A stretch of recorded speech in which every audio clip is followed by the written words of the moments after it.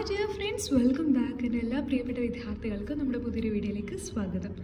ഈ ഒരു വീഡിയോയിൽ നമ്മൾ +1 എക്കണോമിക്സിലെ 6ാമത്തെ ചാപ്റ്റർ ആയിട്ടുള്ള റൂറൽ ഡെവലപ്മെൻറ്റ് എന്ന് പറയുന്ന പാഠഭാഗത്ത് നിങ്ങൾ ഇമ്പോർട്ടൻ്റ് ആയിട്ട് പഠിച്ചിരിക്കേണ്ട കുറച്ച് കാര്യങ്ങളാണ് പറയുന്നത്. ഓക്കെ, റെഡി അല്ലേ? ഈ പാഠഭാഗത്ത് നിങ്ങൾ പഠിക്കേണ്ട ഒരു ഇമ്പോർട്ടൻ്റ് ആയിട്ടുള്ളൊരു കോൺസെപ്റ്റാണ്, that is agricultural market system എന്താണെന്ന് നിങ്ങൾ പഠിച്ചു വയ്ക്കുക. അത് ചോദിക്കാറുണ്ട്. അതിനെ പ്രൊമോട്ട് ചെയ്യാനൊക്കെ എന്തൊക്കെ കാര്യങ്ങളാണ് ചെയ്തതെന്നൊക്കെ പല തവണകളായിട്ട് കണ്ടിട്ടുണ്ട്. Agricultural market clear.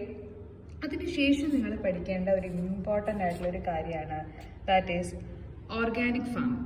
ഓർഗാനിക് ഫാമിങ്ങിൻ്റെ മീനിങ്ങും അതിൻ്റെ ബെനിഫിറ്റ്സും ഒത്തിരി തവണ ക്വസ്റ്റ്യൻ പേപ്പറിൽ കണ്ടിട്ടുണ്ട്. ഓർഗാനിക് ഫാമിംഗ് എന്താണെന്നും അതിൻ്റെ ബെനിഫിറ്റ്സും ചോദിച്ചിട്ടുണ്ട്, അതുപോലെ തന്നെ അതിൻ്റെ ലിമിറ്റേഷൻസും ചോദിച്ചിട്ടുണ്ട്. ആ ഭാഗം നിങ്ങൾ നന്നായിട്ടൊന്ന് പഠിക്കുക, ഇമ്പോർട്ടൻ്റ് ആണ്. എന്താണ് മക്കളെ ഓർഗാനിക് ഫാമിംഗ് എന്ന് പറഞ്ഞാൽ?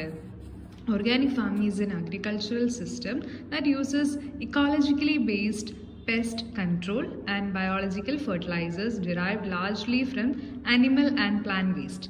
അതായത് പ്രകൃതിയെ ഒരു രീതിയിലും കെമിക്കലി അറ്റാക്ക് ചെയ്യാത്ത രീതിയിൽ വളരെയധികം ഓർഗാനിക് ആയിട്ട് ഉള്ള കാര്യങ്ങൾ യൂസ് ചെയ്തിട്ട് ഫാമിംഗ് ചെയ്യുന്ന ഒരു കൈൻഡ് ഓഫ് അഗ്രികൾച്ചറൽ സിസ്റ്റമാണിത്.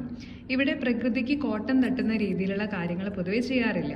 അതായത് കീടനാശിനികൾ അമിതമായിട്ട് ഉപയോഗിക്കുന്നില്ല. എല്ലാം ബയോളജിക്കൽ ഫെർട്ടിലൈസേഴ്സ് ആണ് കൂടുതലായിട്ട് ഉപയോഗിക്കുന്നത്. ആനിമൽസിൻ്റെയും പ്ലാന്റ്സിൻ്റെയൊക്കെ വേസ്റ്റ് ആണ് കൂടുതലായിട്ട് വളമൊക്കെ ആയിട്ട് ഉപയോഗിക്കുന്നത്.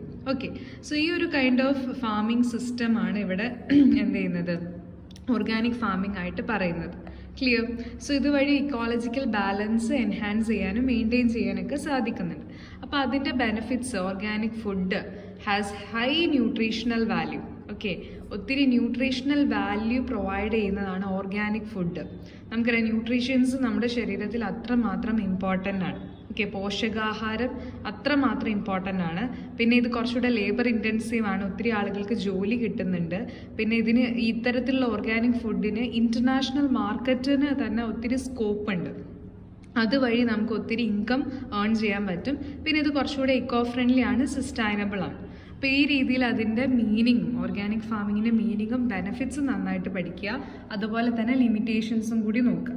ഓക്കെ, അത് ഇമ്പോർട്ടൻ്റ് ആണ്. അത് നല്ല രീതിയിൽ തന്നെ പഠിച്ചു വയ്ക്കുക കേട്ടോ. ഓക്കെ, പിന്നെ നിങ്ങൾ ഈ ചാപ്റ്ററിൽ നോക്കി വയ്ക്കേണ്ട ഒരു കാര്യമാണ്, എന്താണ് ഈ സസ്റ്റൈനബിൾ ഡെവലപ്മെൻറ്റ്, സുസ്ഥിര വികസനം എന്നൊക്കെ നമ്മൾ പഠിച്ചിട്ടുണ്ട്. അപ്പോൾ ഈ ഒരു സസ്റ്റൈനബിൾ ഡെവലപ്മെൻറ്റ് എന്താണെന്ന്, അതിൻ്റെ ഇമ്പോർട്ടൻ്റ് ആയിട്ടുള്ള കാര്യങ്ങളൊക്കെ എന്തൊക്കെയാണെന്നൊക്കെ ഒന്ന് നോക്കി വയ്ക്കുക. ചോദിച്ചു കഴിഞ്ഞാൽ നമുക്ക് എഴുതാൻ വേണ്ടിയിട്ട് സാധിക്കും. ക്ലിയർ അല്ലേ? അപ്പോൾ ഇത്രയും കാര്യങ്ങളാണ് ഈ ഒരു ചാപ്റ്ററിൽ ഇമ്പോർട്ടൻ്റ് ആയിട്ട് നിങ്ങൾ പഠിക്കണം. പിന്നെ ഇതിൽ പലതിൻ്റെയും പേരുകളൊന്ന് പഠിച്ചു വയ്ക്കുക. ഇപ്പോൾ ഹോർട്ടിക്കൾച്ചർ, അതിനെ വിളിക്കുന്ന മറ്റൊരു പേര്. പിന്നെ fisheries related, animal husbandry related.